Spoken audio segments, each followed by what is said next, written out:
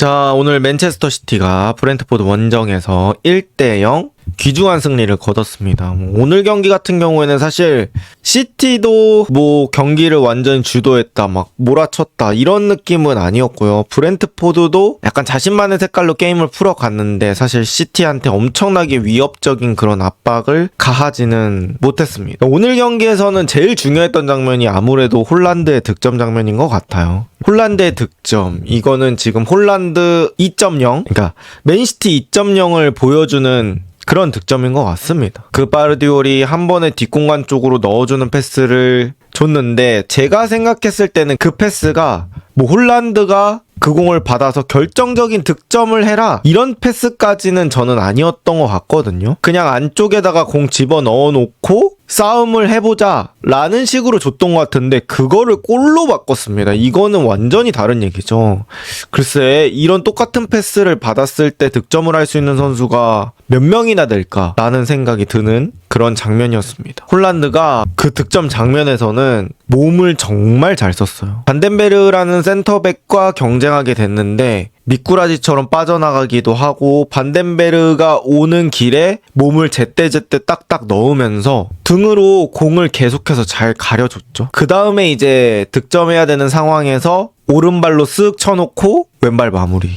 이거는 진짜 힘이 미쳤다고밖에 표현할 수 없을 것 같아요. 그리고 지금 각 리그에서 최고의 스트라이커라고 불리우는 선수들 있잖아요. 피엘은 홀란드, 라리가는 음바페, 분데스는 케인, 이런 선수들이 있는데 역시나 홀란드도 지금 PL 대장 스트라이커라고 불릴 수 있을 만큼 폼이 확실히 올라와 있다. 결국에는 시티가 이런 실리적인 운영 같은 것들을 할 수 있었던 이유는 이런 홀란드라는 확실한 스트라이커가 있기 때문이거든요. 만약에 이런 식으로 해서 득점이 안 나왔다 하면은 사실 실리적인 운영이 될 수가 없는 거죠. 버티고 역습에서 골을 못 넣는다면 그냥 무득점인 상태로 버티는 것밖에 안 되기 때문에 어쨌든 시티에서 홀란드라는 존재가 좀 많이 큰 것 같습니다. 오늘은 사실 뒤쪽에 있는 선수들도 잘하긴 했지만 홀란드의 득점이 승점 3점을 가져다 주지 않았나 라는 생각이 좀 있습니다. 그리고 브렌트포드가 지금 제가 봤을 때는 워낙에 생존에 적합한 축구들을 잘 하는 것 같아요. 5백으로 강팀 상대로 내려앉고 거기서 진행되는 수비 간격 같은 것들은 되게 조절이 잘 되는 것 같습니다. 그리고 그런 수비 간격 조정에는 저는 핸더슨이 아주 큰 역할을 많이 한다고 생각을 해요. 핸더슨이 내려앉았을 때 계속 얘기하면서 5백 바로 앞에서 수비 위치 같은 것들을 되게 잘 잡아줍니다. 이제 브렌트포드가 네르고르 있을 때도 네르고르가 계속 고개 돌리면서 얘기하면서 이렇게 자리를 잡기도 하고 종종 그 최종 수비 라인으로 들어가면서 최종 수비 라인의 숫자를 늘려주기도 하고 그랬었거든요. 근데 이제 그 역할을 핸더슨이 잘 해주고 있는 것 같고 또 핸더슨이 후방에서 킥이 되게 좋잖아요. 그래서 내려앉을 때는 수비 위치 조정 그리고 앞쪽으로 킥 뿌릴 때도 핸더슨이 전개를 많이 해주기 때문에 브렌트포드가 내려앉고 역습 이런 운영이 또 가능한 게 아닌가 싶습니다. 그 다음에 또 생존에 적합하다는 게 브렌트포드가 롱스로인이 되기 때문에 진짜 경기장 앞쪽 한 3분의 1? 그 위치에서는 공이 어디로 나가든 한번 도전해 볼 수 있어요. 사이드로 나가면 롱스로인, 코너킥이 되면 또 코너킥에 도전해 볼 수 있고 그러다 보니까 그런 데서 득점을 또 만들면 생존에는 좀 적합하다고 볼 수 있을 것 같습니다. 그 다음에 어쨌든 오늘 시티는 이 골키퍼의 돈을 쓴 게 제대로 빛을 발한 게임이라고 볼 수 있을 것 같아요. 이고르 티아고라는 선수가 지난 맨유전에서 역습 상황에서 2골을 만들어냈습니다. 이제 브렌트포드의 홀란드라고 볼 수 있을 것 같아요. 그러니까 덩치도 좀 크고 스피드도 나쁘지 않고 그래서 역습 상황에서 힘을 바탕으로 또 득점을 만들어낼 수 있는 선수인데 하나 1대1 찬스가 났거든요. 거기서 돈나룸마의 판단 상황. 이제 브렌트포드 입장에서는 이거를 놓쳐? 이렇게 볼 수도 있고요. 죄송합니다. 그 다음에 이제 돈나룸마가 거기서 또 경험과 어떤 세이브 능력을 보여줬던 게 이고르가 터치가 살짝 길어졌던 그 타이밍이 있더라고요. 그러니까 결국에 1대1 상황에서 골키퍼를 제치고 그러려면 사실 그 전에 터치들이 좀 예쁘게 떨어져야 내가 그 공을 온전히 컨트롤하면서 가는데 이고르가 거기서 터치를 조금 길게 하면서 그 타이밍에 돈나룸마가 눈치채고 갑자기 갑자기 속도를 올려버립니다. 그러면서 이제 이고르가 슈팅할 수 있는 각이 상당히 제한이 되면서 이제 돈나룸마가 세이브를 했고요. 그런 거 1대1 막아주는 거는 뭐 한 골 넣은 거랑 똑같기 때문에 골키퍼에 돈 쓴 보람이 있다 라는 걸 느꼈고요. 시티가 어쨌든 홀란드, 돈나룸마 이렇게 하나씩 해주면서 브렌트포드 어려운 원정에서 승점, 귀중한 승점 3점을 잘 챙겨갔습니다. 그래서 시티가 지금 실시간 순위 5위까지 올라왔고요. 아스날이 승점 16점 1위고 그 다음에 이제 시티가 13점으로 5위입니다. 그래서 우승권까지 또 한 경기 차이로 좁혀놨기 때문에 시티가 초반에 살짝 흔들렸던 것 치고는 그래도 잘 메꾸면서 올라왔던 것 같고요. 뭐 결국에는 우승을 하는 과정에서는 이런 꾸역승도 좀 필요하기 때문에 시티 입장에서는 아주 적절한 타이밍에 귀중한 승점 3점 챙겼다 이렇게 볼 수 있을 것 같습니다. 그리고 이제 로드리 부상도 얘기를 해봐야 될 것 같은데 로드리가 큰 부상 한 번 입고 나서 계속해서 자잘한 부상들이 좀 있는 것 같아요. 이제 촬영 시간 기준으로는 정확히 부상이 나오지 않았는데 햄스트링 쪽을 잡고 나갔던 것 같거든요. 그래서 그런 십자인대 쪽의 부상은 아닌 것 같은데 어쨌든 여러 부위에서 부상이 반복된다는 건 그렇게 좋지 않죠. 그리고 이제 오늘 로드리 대신에 교체로 이제 니코 곤잘레스라는 선수가 나오긴 했는데 나쁘진 않은 것 같아요.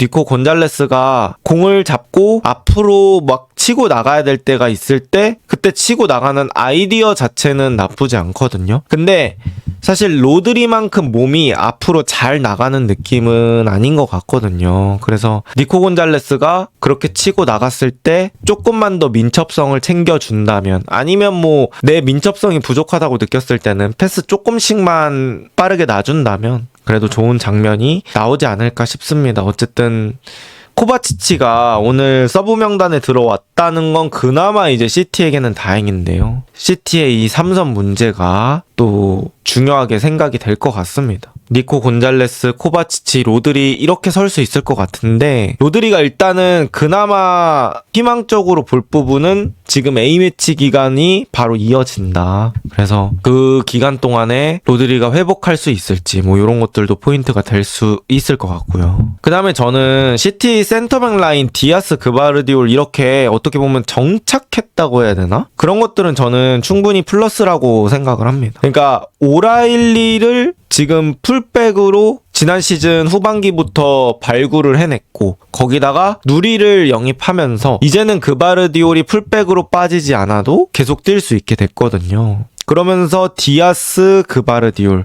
요 조합이 완성됐는데 저는 조합적으로 상당히 괜찮은 이상적인 그런 조합이라고 생각합니다. 어쨌든 그바르디올이 발 빠르고 커버 범위가 되게 넓기 때문에 이제 설령 오라일리가 뚫린다고 하더라도 그바르디올이 결정적인 지역에서는 커트가 되고 또 두 선수가 주발이 다르잖아요. 왼발은 그바르디올, 오른발은 디아스 이렇게 있기 때문에 주발의 분배도 이상적입니다. 그리고 이제 시티가 상대를 측면에 몰아놓고 뭐 풀백이나 윙어들을 끌어당길 때 이 그바르디올 자리에 있는 선수가 프리 상황이 될 때가 많더라고요. 그러니까 센터백이 크로스 같은 걸 올리거나 공격적인 패스를 집어넣어야 하는 상황들이 나오는데 그바르디올은 높은 위치에서도 좋은 모습을 보여줬었잖아요. 시티에서. 그래서 뭐 그런 상황에서도 잘 어울린다. 저는 시티가 가능만 하다면 디아스, 그바르디올은 고정하는 게 좋지 않을까 싶어요. 어쨌든 이런 경기도 리그에서 계속 필요하기 때문에 이런 경기를 만드는 게 결국 수비력이잖아요.